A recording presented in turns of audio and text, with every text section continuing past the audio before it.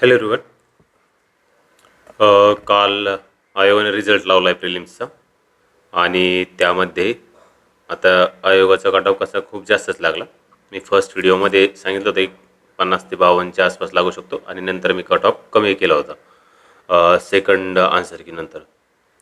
आयोगाने बऱ्यापैकी जास्तच कट ऑफ लावला. माझे पण काही 1-2-3 कॅटेगरी सोडल्या तर मग बऱ्यापैकी काय म्हणता येईल आपल्याला की मी जे काही सांगितलं तर त्या कट ऑफपेक्षा जास्तच मार्क मी जो काही कट ऑफ सांगितला त्याच्यापेक्षा जास्तच कट ऑफ लागलेला आहे. परंतु आता मला बऱ्याच जणांचे काय झालं की मेसेज आले होते बघा. काही पर्सनल माझे मित्र होते आणि त्यासोबतच काही जण आपले चॅनलचे सबस्क्रायबरसुद्धा होते. तर मग आता त्यांचं म्हणणं होतं की सर माझं सेकंड आन्सर कीनुसार एक जणाचे किती 2.25 मार्क कमी झाले, एक जणाचं 1.5 मार्क कमी झालं होतं बघा कॅन्सल झाल्यामुळे आणि हॅश झाल्यामुळं. आणि ते म्हणे की माझं तरीसुद्धा किती पॉईंट एक जण म्हणे 0.25 काही जण म्हणते 0.5 आणि 1-1 मार्काने पोस्ट ठोकलेले म्हणे माझ्या. मग आता ते काय झालं आता त्यांचा काही अभ्यास वगैरे तर मला असं वाटत नाही की काही कमी वगैरे आहे. आता सध्या काय करावं नेमकं, सध्याची मनस्थिती काय आहे काय नाही बघा. ज्यांचे कोणी 1-2 काही मार्कांनीच आपल्याला पोस्ट ठोकलेले 1-2-3 मार्काने पोस्ट ठोकलेले ना त्यातल्या मोस्ट ऑफ द चुका त्यांच्या कशा असतात की सिली मिस्टेक्स असतात. मग आता मी त्यांना लूजर्स समजेल का? तुम्ही छिछोरे मूवी बघितला असेल. त्याच्यामध्ये बघा त्यांनी खूप मेहनत घेतलेली असते यांनी आणि त्यांनी तरीसुद्धा त्यांच्याकडून काय होतं की ते लास्ट जो गेम असतो त्याच्यामध्ये ते हरतात. आणि आपल्याला पण काय असतं की आपल्याला सवय असते की एकदम हिरो वगैरे काय तर जिंकलाच पाहिजे असं वाटतं आपल्याला. पण ते काय होतात की एवढी मेहनत घेऊनसुद्धा हरतात. तर मग त्याला मी लक फॅक्टर म्हणून बघा. म्हणजे यांचे जे काही 1-2 किंवा 2-3 मार्क्सनी ज्यांची कोणाची पोस्ट ठोकलेली पोस्ट म्हणण्यापेक्षा प्रिलिम्स हुकलेली आहे. तर मी त्याला डायरेक्ट लक फॅक्टर म्हणू शकतो की तो एकदम लक फॅक्टर होता. त्यांचं लक नव्हतं पेपरमध्ये. आता लक कोणतं कसं पण असू शकतं. एक्झाम सेंटरचं असू शकतं, पोहोचण्याचं टायमिंगच्या अँगलने असू शकतं किंवा मग पेपर थोडा उशिरा दिला ते असू शकतं किंवा मग पेपर दिला आहे पण साईन जी करायची असते ते शिक्षकांनी तर ती साईन करायच्या टायमाला तुमचा पेपर सुरू झाल्यानंतर तुमच्या साईन घेतल्या दोन्ही साईडला किंवा मग तुम्हाला नंबर लिहायला लावला पेपर सुरू झाल्यानंतर त्यांनी पण तुमचा पेपर सुरू झाल्यानंतर तुमच्या आन्सर शीटवर साईन केली. तर ह्या गोष्टीसुद्धा असू शकतात. त्याला तुम्ही पेपरमध्ये काही करू शकत नाही काही नाही. त्यांनी काय होतं की 2-3 मिनिट्स जे असतात ना तुमचे वाया जातात आणि 2-3 मिनिट्समध्ये काही जण काय करतात 3 ते 4 जे प्रश्न असतात ना GSचे ते सोडतात आणि काही जण मॅथ रिजनिंगचे 1 ते 2 प्रश्न सोडू शकतात. तर हे सुद्धा फॅक्टर असू शकतात त्याच्यामध्ये. तर मी त्याला डायरेक्ट म्हणेन की प्री हुकलीला तर मग हे त्यांचं लक नव्हतं असं म्हणू शकतो. असं एक माझ्याशी बऱ्यापैकी गोष्टी अशा झालेल्या आहे की तिथं मी डायरेक्ट म्हणतो की एक प्रकारे काय म्हणतात त्याला की जवळून जर गेलो ना तर लक नसतं आणि ॲक्च्युली जवळून गेल्यानंतर ते लकचाच फॅक्टर असतो. जसं आपण आपला आन्सर केल्यानंतर पेपर बघतो ना तर खूप गोष्टी असतात की ज्याच्यामुळे काय होतं की आपण त्या रेसच्या बाहेर पडल्या जातो मेन्सला जाण्याच्या. मग असं होतंय बऱ्यापैकी. पण मग आता सध्याची जी मनस्थिती आहे ना तुमची तर त्या मनस्थितीतून गेलेलो आहेच आम्ही सुद्धा.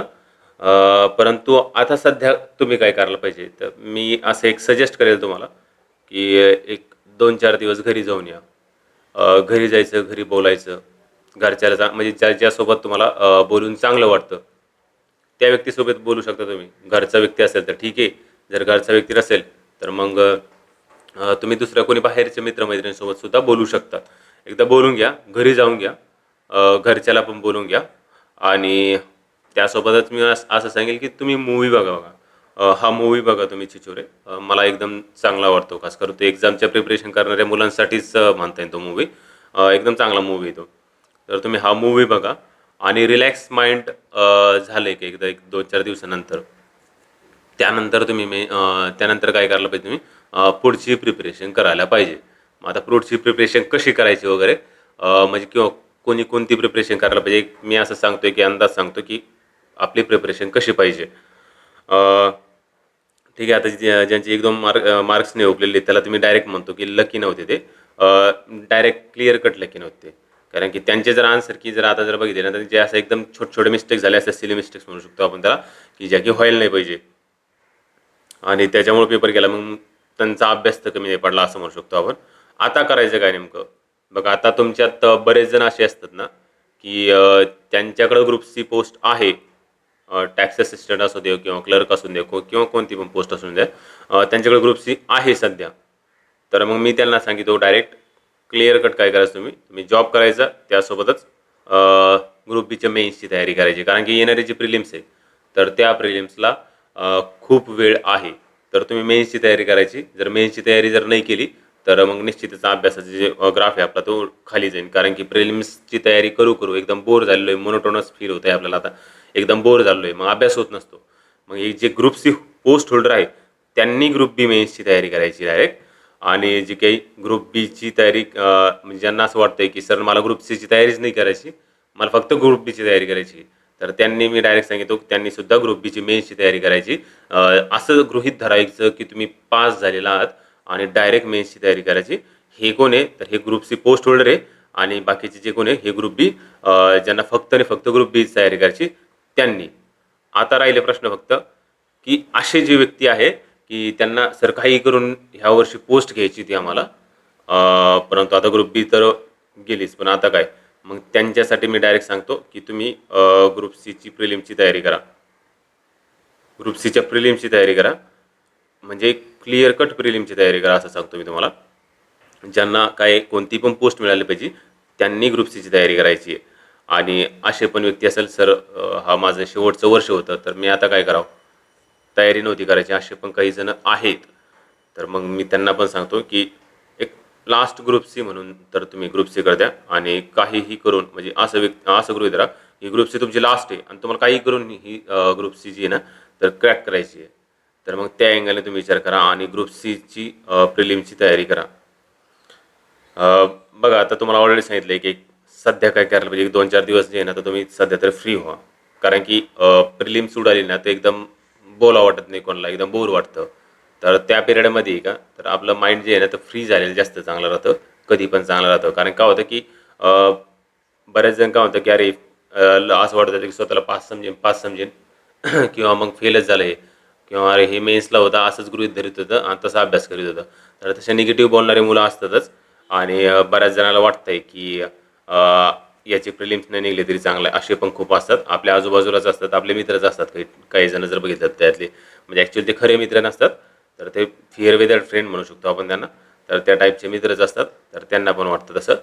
परंतु बघा मग आपल्याला काय वाटतं की यांना असं वाटतंय तर मग आपल्याला आणखीन जास्त बेकार वाटतं. मग त्यामुळे 2-4 दिवस काय करायला पाहिजे तुम्ही, एकदम घरी जायला पाहिजे, फ्री व्हायला पाहिजे आणि त्यानंतर पुढची प्रिपरेशन करायला पाहिजे. मग तुम्हाला ग्रुप बीची मेन्स करायची, हे बघा हे यांना काय करायला पाहिजे आणि ग्रुप बीची मेन्स करायची आणि त्यानंतर उरलेले ग्रुप सीची प्रिलिम्सची तयारी करायला पाहिजे.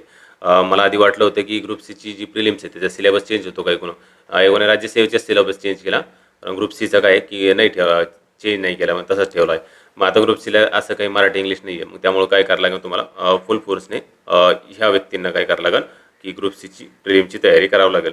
पण यांनी सुद्धा मी सांगतो की घरी जा 2-4 दिवस, घरी जा. असं नाही की तुमचे दिवस वाया जाते नाही सर पुढची प्रिपरेशन करायची, नाही 2-4 दिवस घरी जा, थोडं रिलॅक्स व्हा आणि त्यानंतर वापस या फुल फोर्सने तयारी करायची. बघा आता तयारी नेमकं कशी करायची. आता एक हा व्हिडिओ फक्त कशासाठी होता की आता नेमकं करायचं काय याच्यासाठी मी बनवला होता. आणि तयारी कशी करायची याचा व्हिडिओ जो येतो मी तो एक आजच बनवून टाकेल. एक नेक्स्ट लेक्चरमध्ये घेऊ आपण त्याला. म्हणजे ग्रुप बीची मेन्स जी आहे ना तर त्याची तयारी कशी करायला पाहिजे आणि ग्रुप सीची प्रिलिम जी आहे त्याची तयारी कशी करायला पाहिजे. म्हणजे त्या व्हिडिओमध्ये तुम्हाला सांगतो मी नोट्स मेकिंग म्हणा किंवा शॉर्ट नोट्स, खास करून शॉर्ट नोट्स असो किंवा मग PYQ कसे करायचे, कितीपर्यंत करायचे आणि किती डीपपर्यंत जायला पाहिजे आपल्याला. तर ह्या गोष्टी मी जे आहे ना तुम्हाला त्या ह्या तयारीच्या व्हिडिओमध्ये तुम्हाला सांगतो. फक्त काय करा तुम्ही खाली कमेंट बॉक्समध्ये सांगा की सर ह्या पेपरची तयारी कशी करायची. म्हणजे खाली टाका, ज्यांनी मेन्सची तयारी करते त्यांनी सांगा की मेन्सची तयारी इथून पुढं कशी पाहिजे आपली. आणि ज्यांना प्रिलिमची तयारी करायची आहे त्यांनी कमेंट सेक्शनमध्ये टाका प्रिलिमची तयारी कशी करायची, तेवढं तुम्ही टाका फक्त. म्हणजे काय की प्रायोरिटीनुसार मी काय करतो की ज्यांच्या कमेंट सेक्शन जास्त आहे तर त्यांचा व्हिडिओ मी अगोदर आणतो आणि ज्यांचा कमेंट कमी आहे त्याचा व्हिडिओ काय थोड्या वेळानंतर किंवा दुसऱ्या दिवशी आणतो मी. जास्त फरक नाही, एका दिवसाचा फरक पडू शकतो. सध्या तरी काय करा तुम्ही, हा मूवी मी म्हणतो की सजेस्ट करेल तुम्हाला की हा मूवी बघा, एकदम चांगला मूवी आहे चिचोरो मूवी. त्याने सुद्धा काय होतं की एक माइंड रिलॅक्स होतं. मी तर खूप वेळा बघितलेला आहे, बऱ्याच वेळेस वेळ झाल्यानंतर हाच मूवी बघितलेला आहे मी. ठीक आहे. Thank you very much. आपण भेटू आता एक नेक्स्ट लेक्चरमध्ये ज्याच्यामध्ये तुम्हाला मी तयारी वगैरे कशी करायची ते सांगणार आहेत.